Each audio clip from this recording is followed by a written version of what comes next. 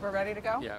Okay, great, guys. I think we're ready to start. So if everyone could just assemble in, I'd like to introduce myself. I'm Langan Kingsley. I am the newly minted press secretary for the Ratliff campaign. I'm also the first secretary for the campaign. So, and we also have, I'm sorry, please introduce yourself. I'm Orlando here, gay and Latino outreach. We have Orlando here, who is gay and Latino outreach for the Ratliff campaign. So this is just a chance for Connor Ratliff to address the free and fair press of this country, which he values very highly, and we know your importance to this campaign and your importance to American politics in general, so we thank you for being here today. Connor will be able to speak to a few things. He will be addressing you later on, and the talking points he can speak to today, one is he is older than 35 years old. He's currently 36 years old, and as we all know, 35 years old is the minimum age requirement to run for president of the United States. I see some of you writing that down. Great. And his running mate, recently announced actor Larry Henkin, who played Mr. Heckles on Friends, one of the neighbors in the apartment building where the Friends lived. He has recently announced Connor Ratliff's running mate, and he is 72 years old. And we all know that is also older than 35 years old. Connor has also recently opened a store for campaign merchandise. Unfortunately, prior to this press conference, he has failed to share the unique URL with me, so you can ask him about that later. I think we're really looking forward to talking to you guys. I would ask, he's absolutely open to answer any question. However, he would like to avoid offensive, confusing, or gotcha questions. And any questions about his personal life that he feels are off limits, which I think we can all agree is fair. So before I introduce Connor, Mr. Ratliff, do any of you have any questions for me right now?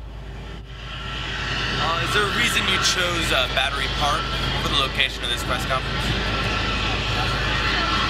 Let me just wait for this very loud boat to go by, and then I'll answer that question.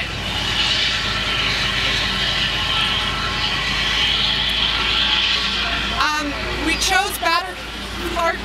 chose Battery Park because it's a great vista, both for this city, for this country, and this campaign. It looks out into open water where waters intersect, and that's really what Ratliff is bringing to America. So thank you for that question.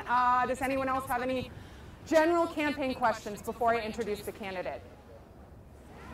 What's his standing on foreign policy? Like, how does he feel about the conflicts in Afghanistan and Iraq? That's a great question. I will let Connor speak to that, as he will answer all policy questions, so I'll just remind him when he comes out to address foreign policy issues. Again, the main thrust of his campaign is that he's 35 years old, older than 35, 36. So that's mostly where policy issues fall into. What fundraising has the campaign done so far? It's been minimal so far, and maybe this is a platform to start reaching out on a greater scale. Again, I will mention the campaign store, which all of that merchandise will go to support the campaign. I wish I could share with you the URL, but I do not have that specific URL. I don't have that URL. Connor Ratliff failed to share it with me before this campaign. So. You plan to hold dinners or any other events? We'd be open to that. You know, if any celebrities want to contact me, they are more than welcome to contact me. Sarah Jessica Parker, I know, recently held a fundraiser for Barack Obama, and if she feels like throwing another dinner and maybe Obama isn't representing her the way another candidate could, we'd be open to that. Throw it in your West Village townhouse. Set up a few tables. Invite some of your friends. Get Alec Baldwin there. You know, I think we can get a lot of people on board. Is there a party the campaign is affiliated with? Not at this time. Any other questions? Again, these would be campaign-related questions. When did you join the campaign? I joined it just this month, so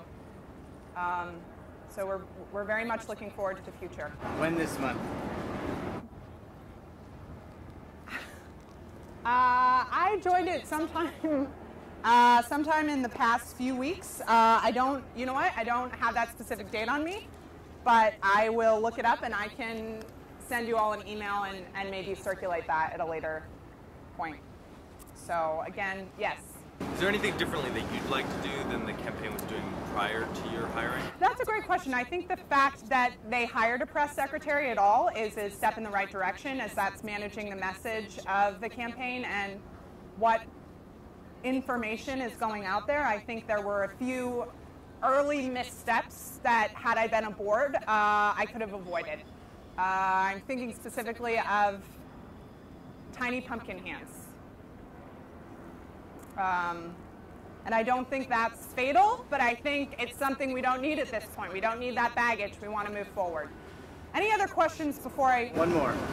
How do you respond to, I mean, he's 36 now. Right.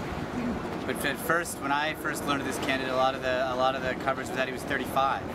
Okay. And then he's 36, not even 1 year into his campaign. How can we trust someone who does that? Okay, I think that sort of falls into the category of gotcha. That's fair. I just want to follow up on that real quick. What do you say to people who question whether he can be trusted and whether, critics say, for example, he's 36 now. Right. But it's quite possible he'll be no longer 36 once he's actually in office. Isn't that, to some degree, a betrayal of trust, changing your policy? Okay. Wow, I feel like it's a bunch of dogs that just got a bone right now. Let me make it clear. The campaign slogan is, "That's old enough to be president," okay? And I just want to point out that 36 still is significantly younger than Mitt Romney or Barack Obama. I just want to make that perfectly clear. Are all of the candidates old enough to be president? They are old enough to be president, but only one of them is close to the exact age. But if Connor is elected and then dies, his vice president is older than any of the current presidential candidates. Will go from the youngest to the oldest. You know what? If Larry Hankin becomes president, he'll be 73. Do you think the founders envisioned a 73-year-old president? I think some of them might have. I think some of them might say 73. I invert that. That's 37. That's closer to 35 than any of the other candidates. All right, so we're getting lost here. We're getting lost in specifics, and I think all of you will have a chance to meet Connor. You will see how qualified he is to become president, and I just I really want you to talk to him and meet with him and direct these questions to him. But again, we're leaning towards the gotcha side of things, and I don't want this to become that. Okay? And I don't know, Orlando, if you have anything to add. At this point, nothing to add. So he's on board. All right, so are we ready? I don't know. Will Connor be making an appearance today?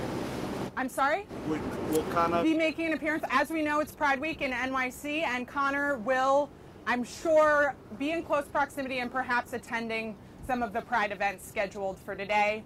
Scheduling this press conference the same weekend on Pride is not in any way an attempt to draw attention from that very important cause. So thank you for asking that. Why is one of your own secretaries asking questions at a press conference? Because we believe in transparency. So I'd like to point out, in the interest of full disclosure, Will Hines is also a pollster for the campaign, a little bit obsessed with numbers, which is why he was ragging so hard on that 36 question.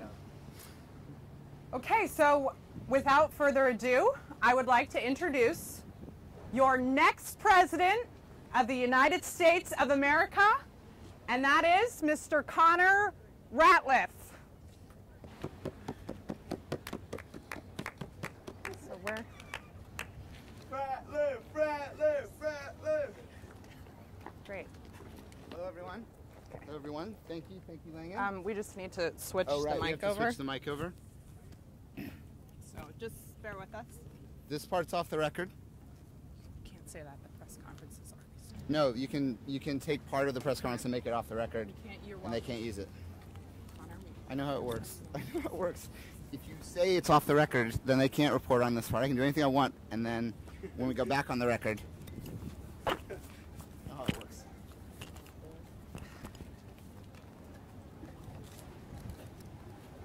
Go on.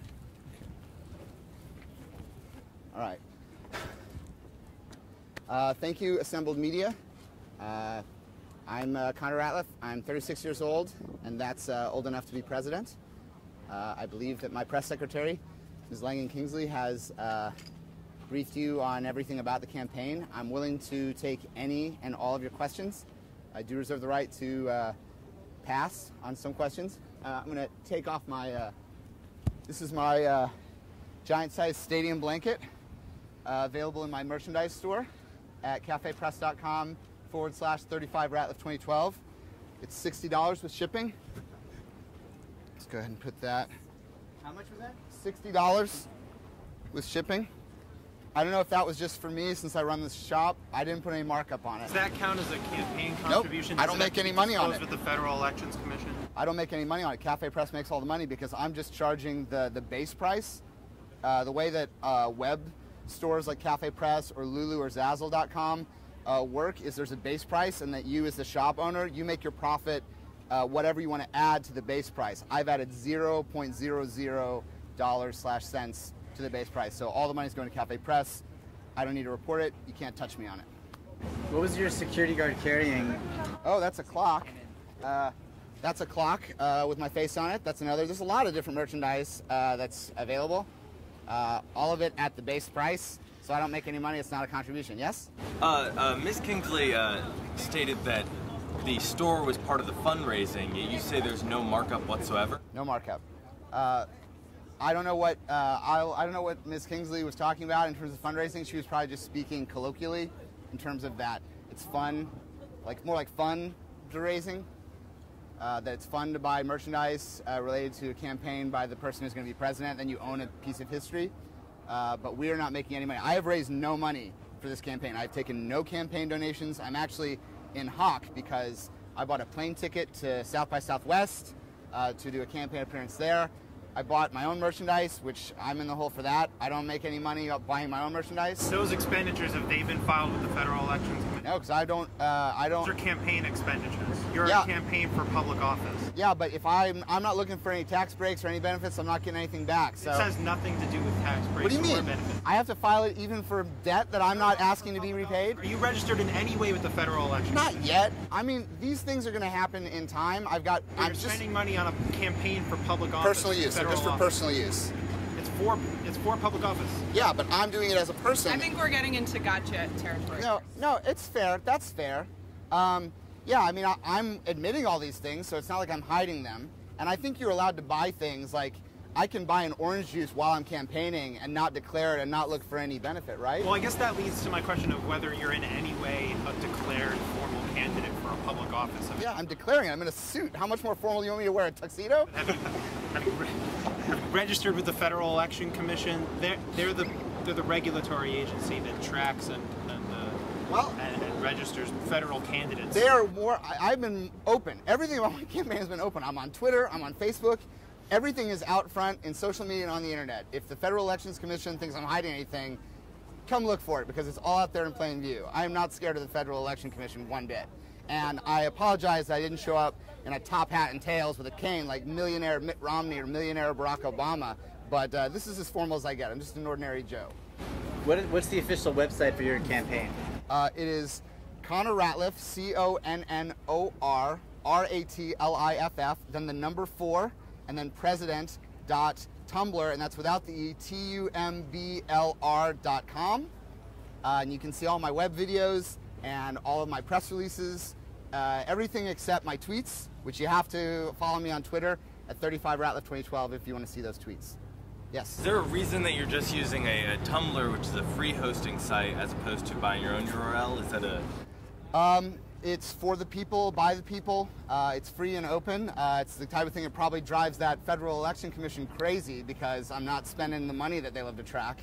I'm not afraid of antagonizing the Federal Election Commission. They can call me anytime. They can follow me on Twitter and they will see it all. Can I just say, just as a matter of decorum, and I wish that my press secretary had said this, if you could identify yourself before you ask your questions, like in a real press conference, like people say like, I'm Bob Woodward for the Washington whatever. At least once, I'd just like to hear that because it would feel cool for me.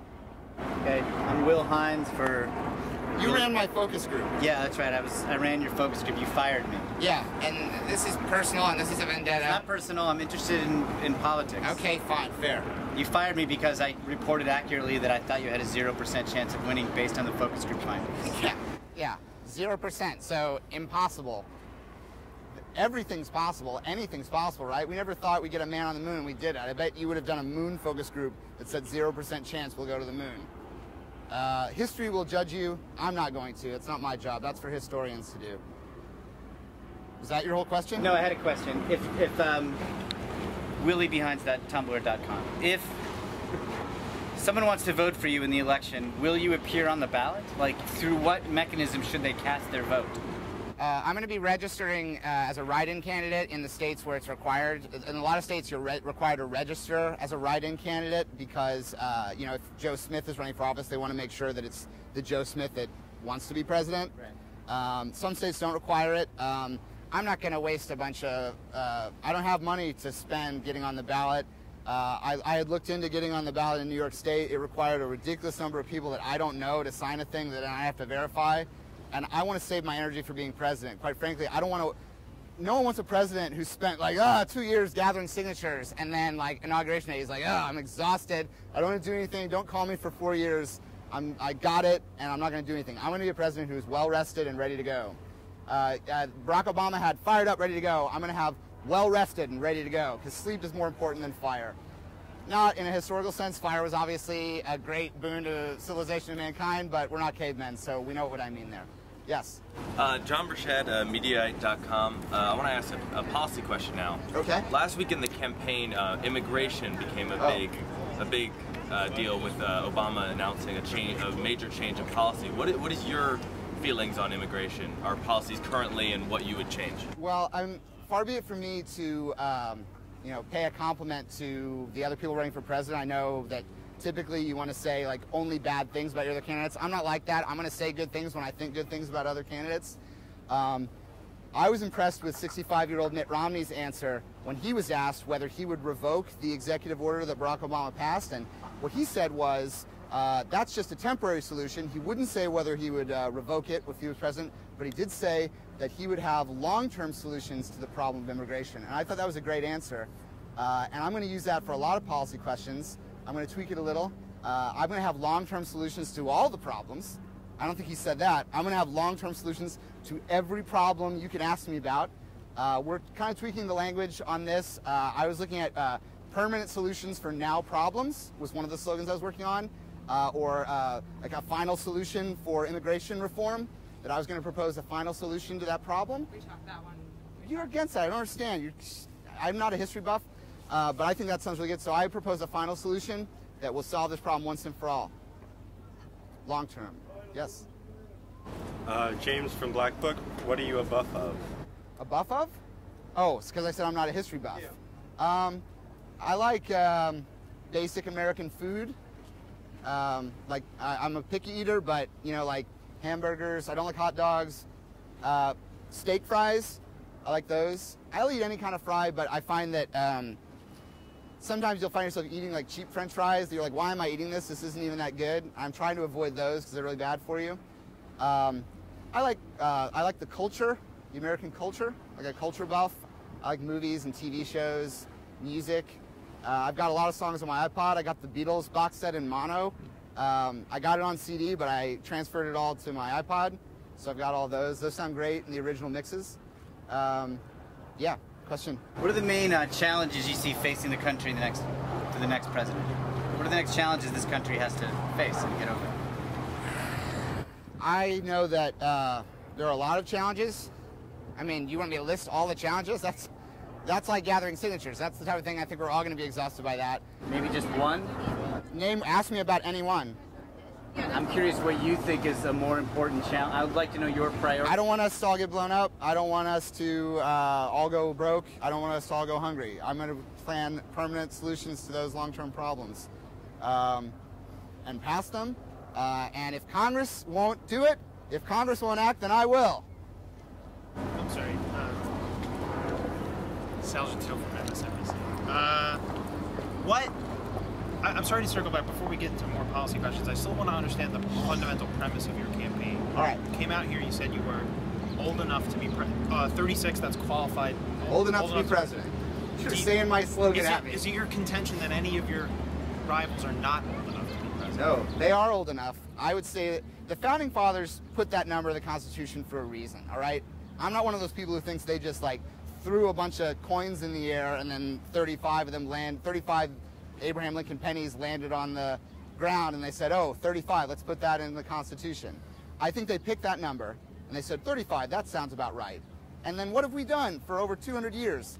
As a country, we've elected people in their 40s, people in their 50s, people in their 60s, even, God help us, people in their 70s. And we've never even come close to doing what they asked. It was like, if someone says, here's the recommend, I'll get to your question, put your hand down. If someone says, recommended serving size, 35 ounces. And then you always get way more than the recommended serving size. Wouldn't you think that's weird that no one ever gets the recommended serving size? Well, there are two things. So first of all, you're not 35. I'm close. If you had $36, you'd basically have, you wouldn't go looking for things that cost $40 or $50. You look for things that cost 35 with a little tax. I'm basically 35 with a little tax. That's not a good slogan. I don't want that. I'm not going to talk about taxes. But 35 and change. How about that? 35 and change. Write it down. 35 and change. I'm sorry for a little bit of history that you just witnessed. I apologize. I know this is supposed to be about me answering questions, but I think we just got a new slogan. Yes. If it's bad to have more than the necessary amount, your vice presidential candidate is 72 years old. Yep. If we elect you and then you, God forbid something happens to you and you pass on while in office, we will then have elected the oldest of all the candidates possible. I feel like we answered this question. No, I'll answer. I'm not scared of this. I'm not scared of this. First of all, we'll make history twice. All right? I'm not scared of making history twice. I don't want to die, but if we die and we make more history by having both the youngest and the oldest, the yin and the yang, that's a balanced ticket, first of all. I just want to point out that that's the second time Will Hines has brought up you dying. All right. It's not personal. I just want to... I think it's a fair question that's not a threat. Don't talk to your security detail, because I'm not threatening you. There's no reason to call it any... Don't do this again. I promise you that I'm not doing any... I don't mean any... I think it's a fair question if you say that you're 30, your age is a part of your campaign to ask about the age of your running mate. Yeah, I mean, I tried to get... Everyone saw me. I tried to get all of the friends to be my vice president. I tried to get friend Ross, friend Rachel, friend Monica, friend Phoebe, friend Joey, and friend Chandler to be my vice presidential candidate. I didn't hear back from any of them. Then I opened it up to all of the friends, and the thinking behind this was that the television show Friends starts in their mid-20s. 10 seasons later, they're all old enough to be vice president. Thematically, it's very rich for my campaign. But none of them responded, and Larry Hankin did. So I think this is a rare instance where you make lemons from lemonade, or make lemonade from lemons. Even if they're very old lemons, if there's still some juice in them, you can still make lemonade. Yes. So are you saying that Larry Hankin is not your first choice, was not your first choice? I've been quite clear. I made a campaign where I asked 6 other people to be my vice president. I didn't hear from them. And then Larry Hankin agreed. And, if you can't be with the one you love the one you're with. You love the one you're with. You love the one you're with. Like the old song says. Doesn't that leave you open to allegations that Americans are electing a vice president that their president himself did not even want to be vice People president don't vote initially? I think you... I feel like this is I feel like, Sal, you're getting into gotcha territory again. I'm following up on... Sal is a gotcha guy. Clearly, Sal, I think you're a great journalist, and I don't like gotcha questions, but as I say, politics ain't beanbag. All right? That's true. It ain't there are people beanbag. who say that. But that's... I'm just trying to hold you accountable for some of the things that you say. But, oh, God, you're honest, and then everyone just gets mad. But he's not my first choice. I don't think people vote for the second name on the ticket, or else George Herbert Walker Bush wouldn't have been elected president when he elected Dan Quayle, who's a dummy. Right? He's a dummy. That guy talks about Murphy Brown. Dumb. I will never talk about Murphy Brown except to talk about how dumb it was that Dan Quayle talked about Murphy Brown. Who talks about Murphy Brown? No one.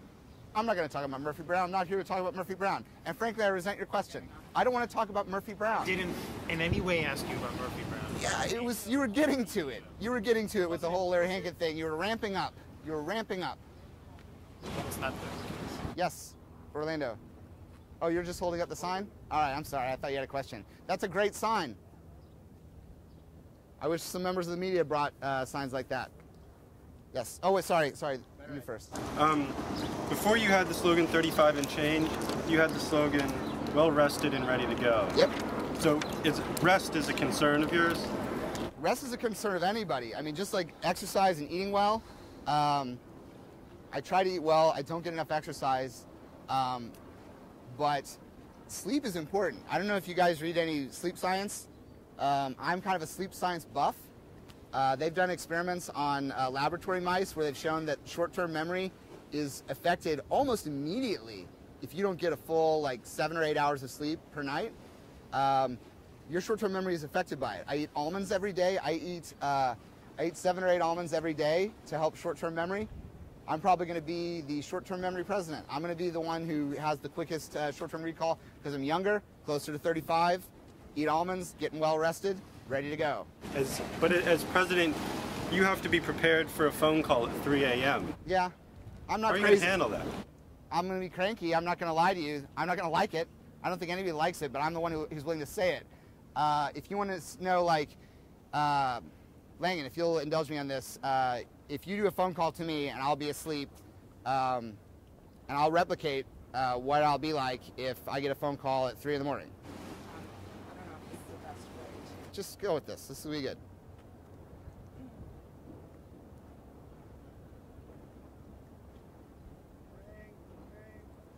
Is that how loud the phone's going to be? I won't. I'm going to make the phone a lot louder. Ring. No, I don't want him to do it. Say ring, ring. Ring. Ah. Oh. Where am I? Oh God. Hello? What? What time is it? It's 3 in the morning. What is going on? It's 3. I don't think this is the best. What is going on? What is it? Okay, I'm ready. There's an emergency. We need to. All right, I'm on it. I'm ready to handle it because generally I don't wake up every morning at 3 in the morning. Normally I get 7 or 8 hours, so I am rested and ready to go. What's the problem? They've declared war. Implement my long-term solutions. And scene. Does that answer your question? Yes. Yes. Were you wearing your beach towel as a cape? It's a stadium blanket. I was wearing it as a cape, or when Rocky comes in and he's got the thing, and he was holding up my clock like a title. Like a boxer's robe? Like a boxer's robe, I'm gonna knock you out. I'm gonna knock you out. Is that a direct? No, I was just saying that's how I was holding it. I'm gonna knock you out. I've had to answer a lot of questions to the police based on things that were not threats. Was that a threat? Nope. I think everyone here saw that I was answering your question, and I was saying I was holding it like a boxer, I'm gonna knock you out. Still waiting for payment for the focus group I ran for you. Well, I'd say there's 0% chance that that's gonna happen. Very funny. Do you get that? I do. Because you said there was 0% chance. I'll tell you what. How about I'll pay you when I'm president? I think that will never happen. You know what I should do? I should pay you when I'm not president, because that way you would never get paid because I am going to be president. That's the one thing. People don't say that in press conferences. They don't. The candidates themselves, I notice, they don't say it a lot. I am going to be the next president. I am going to be the next president. I'm going to win it. People want to vote for the guy who's going to win, right? That's a common thing. Yes? What experience in politics do you have before this campaign? I believe my press secretary said I wasn't going to answer gotcha questions.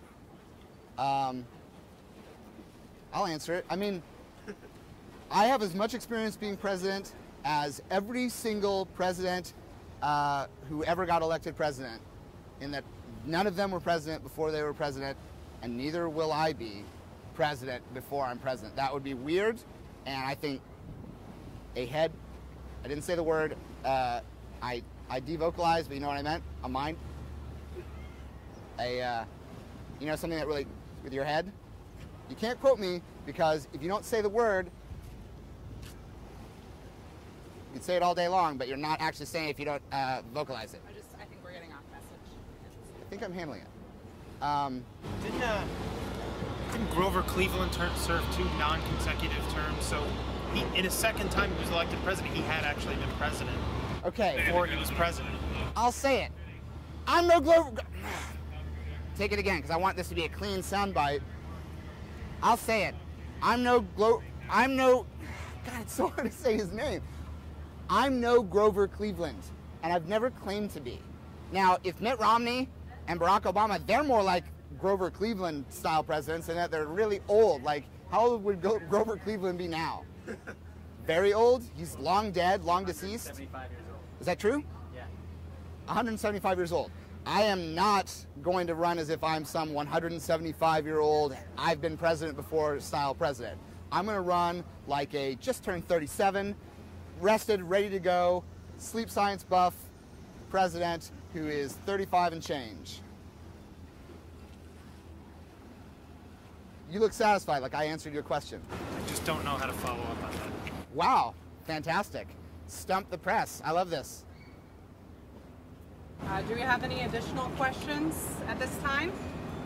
Okay, great. How do you feel about how the president handled the situation in Libya? I saw how Herman Cain answered this question, and I was really impressed with that.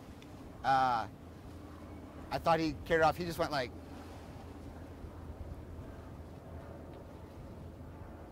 right? He just like paused for a really long time.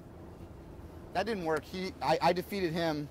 He's out of the race. I don't think imitating how other candidates. I was just thinking out loud. I'm not going to do what Herman Cain did. Gaddafi's dead.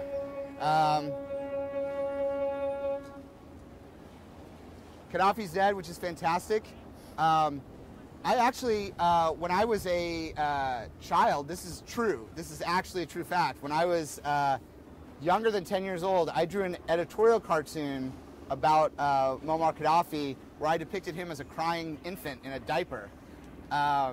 This was after President Reagan did those bombing strikes on Libya.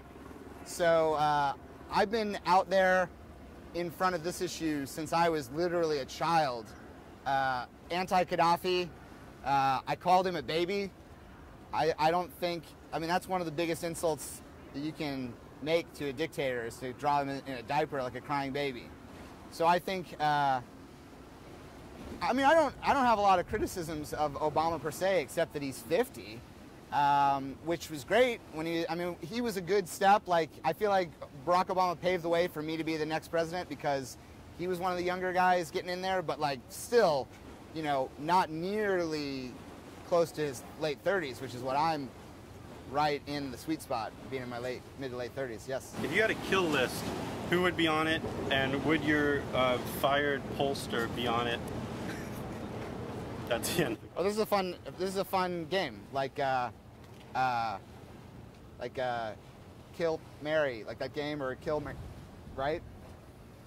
If I would have I would not have a kill list as president. Which order is that game? Is that? I would suggest not using that word at all. Does anyone know what the order of that game is? F, Mary, kill. Yeah, Mary, kill. I would have a Mary, kill list of people that I would marry and people that I would kill. I'll just say this. I would not put my former pollster Will Hines on my list or my Mary list. These are threats. What? Is it a threat? I'm sorry that I'm sorry if you want me or marry me. It's not what I'm saying. I'm sorry if you find that threatening. You find ways to put me in the context of murder and abuse that are No, not all I did was put you in the context that I wouldn't marry you. And you immediately felt threatened by that. This is heartbreaking and sad. 5 people sat in a room and after an hour and a half could not remember your name. Yeah, and I don't remember any of their names because I never learned them, so. I feel like if we continue to get off message here, you know, that's going to become a problem. So if we would just, again, want to keep our comments and questions on the campaign. I believe Orlando has. Do you have a question? Number 1 on your Mary list. Oh, I'm not comfortable revealing my Mary list. I promise you this. I'll release all 3 lists on Inauguration Day. I know that a lot of times that's considered like unfair to not say things you're going to do before you get elected, But I also think people love like anticipating something, like surprises, like you won't believe what's going to happen on the next season of America's Got whatever, right? So I feel like I will never reveal those lists unless I'm elected. I'll guarantee you that. They'll be shorter because I don't think if I'm not elected I'll have access to being able to or marry or kill very many people comparatively. You have a follow-up for that or a new question? Okay. I just want to ask a policy question. Excellent. I love policy. There were elections in Egypt recently. They were announcing the results this morning. This is the first presidential election since the revolution. Which of the candidates, it was a disputed election, which of the candidates do you think would have been better for U.S. policy and for the Arab Spring generally? If you think that I'm going to pretend that I waste time following the elections in Egypt, you've got another thing coming. I am like most of the American people in that I do not care who's in charge of Egypt, all right? As long as it's not the pharaoh or somebody who's going to bring a plague down, I haven't followed it. I'm not focused. I'm not running to be president of Egypt, and I don't care. I don't follow those things. I'm going to hire the #1 expert on Egypt when I'm president. There we go. Who? Brendan Fraser? Yeah. Hey, I'll bring in Brendan Fraser. That's an excellent suggestion. I'll hire him to be my... Because he was in The Mummy? He was in all of the Mummy movies, not just The Mummy, Will Hines. He actually wasn't in The Scorpion King. He was in 2 out of the 3 the Mummies. spin-off starring Dwayne The Rock If Johnson. you think I've seen any of the actual Mummy movies, you're insane. So you're willing to hire somebody? As the public face, not my policy guy. He's going to be the guy that we get out public. If I need to hold a big press conference on Egypt, I'll get Brendan Fraser out front, and he'll be the guy that gets people to watch the... When's the last time most people tune in for an Egypt press conference? Never, right? If the guy who hunted the mummy does it, everyone will watch, and I'll have... Just like right now, if someone goes after me, I got my security guy here. He can take anybody down, all right? But I'm not pretending that I'm the fighter. So if we have an Egypt press conference, I'll put Brendan Fraser out front. Is it Fraser or Fraser? I don't know. All right, I'll put him out front so everyone watches the show. But then when they ask Fraser a question, like one of you guys asked that question you just asked, that incomprehensible mind of a question about Egypt before, guess what he's going to do? He's going to go, you know what? I'm going to turn this over to my expert on Egypt, and then the expert that no one cares about. So not Marcy, someone not from the Muslim Brotherhood. Is that someone from the Muslim Brotherhood got elected? Not the He answered the question. He's followed the Egyptian elections, and you haven't. You're the candidate. Yeah, this is exactly how it's going to work. Why are you angry when I just demonstrated it works? I was just using it as an example. He's my muscle. But that's how it would work, where I would get Brendan Fraser to be like, I don't know. And then it would turn to the guy, and he would say, not Muslim Brotherhood. I'm not saying that. I don't know what, that sounds like a scary organization, but I don't want to say anything bad about it. He's baiting you. He's baiting you. I'm not taking the bait, all right? I'm catching the fish. You're the fish. I don't mean that to be antagonistic, but you started it. She warned you not to go after me. And I came out here in a boxing outfit, and she warned you not to rile me. And I just keep on hitting them out of the park. Boom, boom, hitting those boxers out of the park. Yes. I don't want to seem antagonistic, but just a few minutes ago you were mocking Dan Quayle for discussing Murphy Brown. Yep. And yet you just spent 5 minutes discussing the Mummy series of films. Those are guy films, and I said I didn't see them. Murphy Brown is a television show. I'll say that. It's a television show back before television was a prestige industry. When Murphy Brown was on, television was what big movie stars did once they were no longer big movie stars. So like Candice Bergen was like, her career was fading, so she got a TV show. All right. What do you mean by the Mummy films are guy films? Like a lot of guys like Mummy films. I haven't seen them because I think they look a little bit cheap and cheesy in a way that I don't like. Like the CGI look, and what I saw of the trailers looks, I mean, we're getting off track here. I don't want to be talking about these. I feel like we're getting a little off message. If Dan Quayle had been asked about Murphy Brown by a reporter like you, and then he got trapped into the gotcha question of talking about it, then I would have a little more sympathy for that dummy. I would say if you need to appeal to the female voter, there are also the Tomb Raider movies, which star Angelina Jolie. Yeah, but I'm not sure those are great either. I haven't seen those, and those looked even cheaper than the Mummy movies. I like when Angelina Jolie did that Michael Winterbottom movie. The Mighty Heart. That was a quality film. See, I'm a classy culture guy. I like films that appeal to men and women. Terms of Endearment's a great film. Do we have any other questions at this time? If you were the president, what would be on your summer reading list, and where would you be on vacation? On vacation? Someplace in the great United States of America, that's for sure. We'll get you specifics on a location later. I'll send all those out. I went to Disney World in Orlando when I was a kid, and I went later as an adult, and they had Splash Mountain was a lot of fun. I like that. Splash Mountain? Splash Mountain. That is a Brer Rabbit themed ride. It's based on the Song of the South movie, which they don't show anymore because it's racist, but the ride's not racist. It features the characters from the movie, but it's just like a fun ride because you keep going up, and you got the animatronic, like Brer Rabbit, Brer Bear, they're all in there, and they're like singing songs. You keep thinking you're going down for like the log flume part of it, but you're not.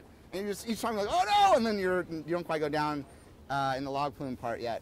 What was the other part of your question? Summer reading list? Let's just go with Constitution, Declaration of Independence, all the presidents' memoirs, the younger presidents. I'm going to read them in the order of reading the really older presidents' memoirs first, and then get closer and closer. As I get closer to getting elected, to reading like Profiles in Courage, things like that. Yeah, stuff on the internet too. Put the internet. I'll read a lot of things. I'll read all of your publications, Black Book and Mediaite and MSNBC.com. Bet you thought I didn't know your websites, but I do. I'll tell you what I won't be reading over the summer is williebehinds.tumblr.com. I would advise no one do that, and if there's a way to flag that website, like I don't know if Tumblr has that function, like where you can like block this for spam. You can't flag my website. I would encourage everyone. Don't put lies on my website. Everything's just a truth. It's a very transparent and well-documented website. Well, I just run some numbers on that statement you just made. I'd say it's a 0% chance of me. On an invisible machine. 0% chance of me caring about what you just said. He's a liar. He lies. No, but I'm saying there's no reason to flag my material. Oh God. Wish he wasn't here. Has everyone seen the Statue of Liberty behind me? I don't know if it's been pointed out. That's part of the reason why we did the press conference here. I was hoping someone would ask about it. I did it here because it's like super patriotic looking. I wanted to do it by that big bird over there, but then I was told that was a war memorial. It would be in poor taste. So I said, let's do it by that Statue of Liberty lady.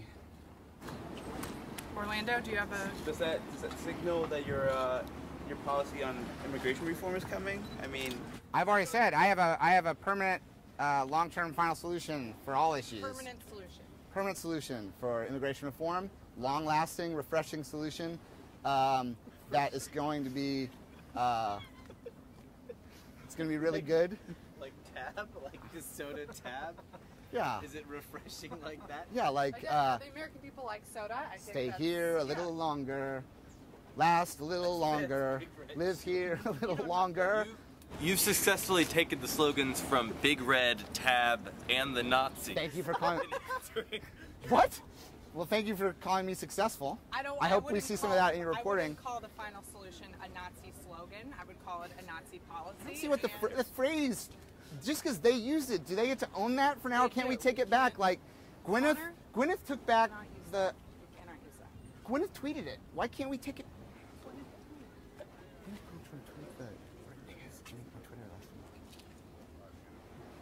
I can't say it. I know. It's totally different. All right, but I don't see how let me just be clear on this. When I say I have a final solution for immigration reform,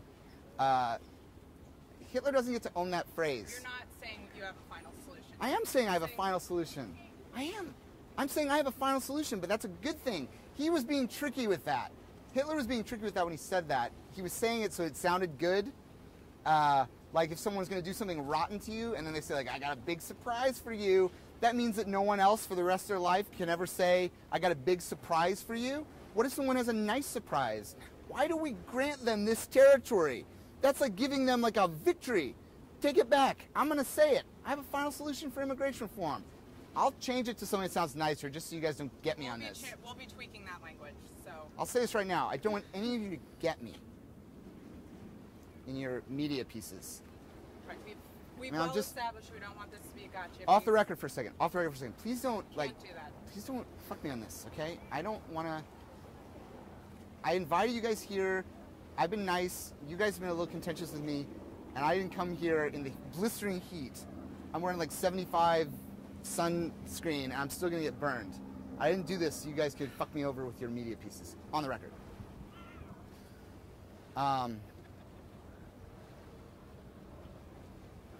Does anyone have any other questions? Yes.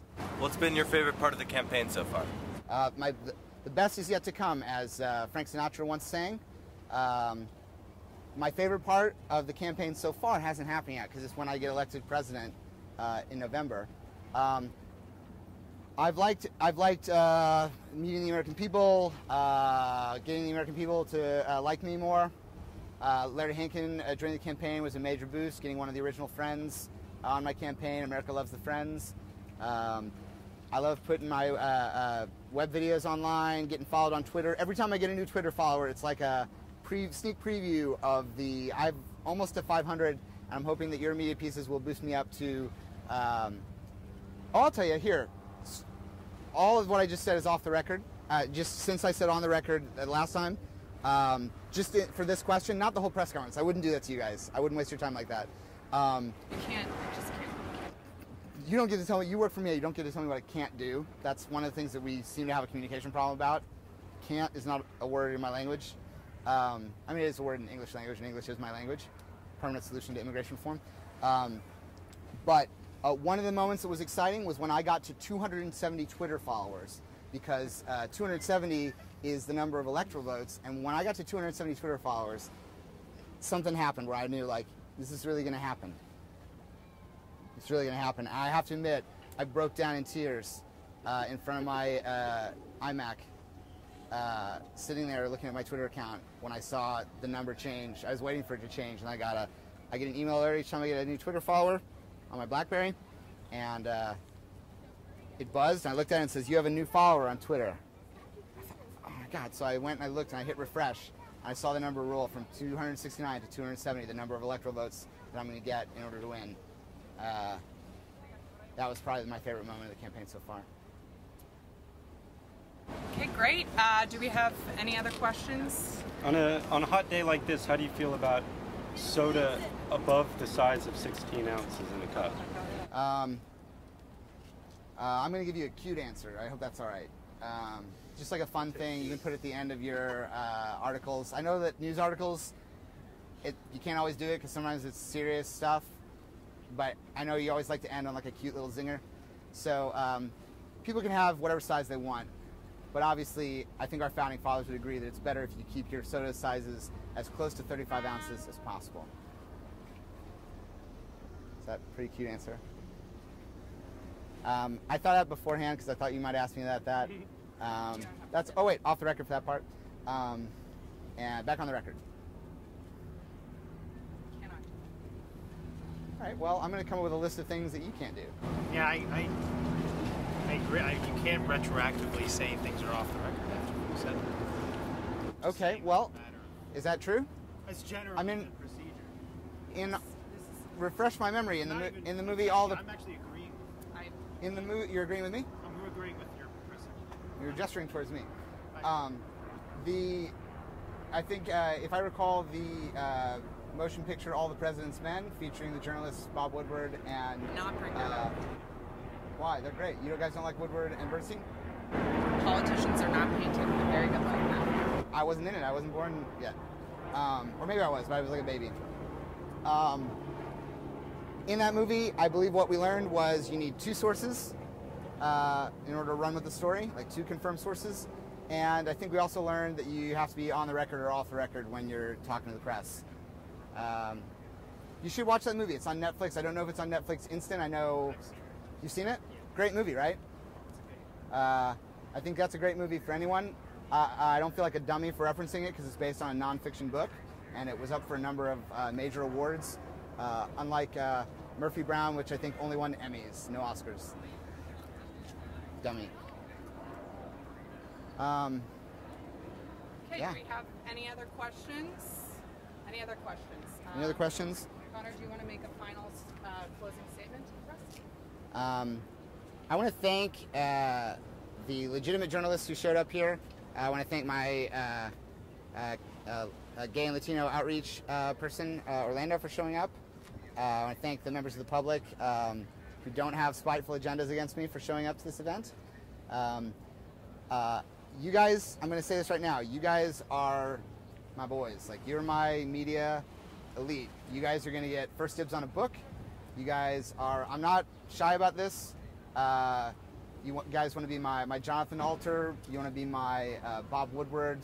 I don't know who you want to be. You've been meaner to me than the other two, so I'm reluctant to assign you an honorary. That feels unfair. What do you mean? Well, who would you like to be? Name it. Oh, who's that guy?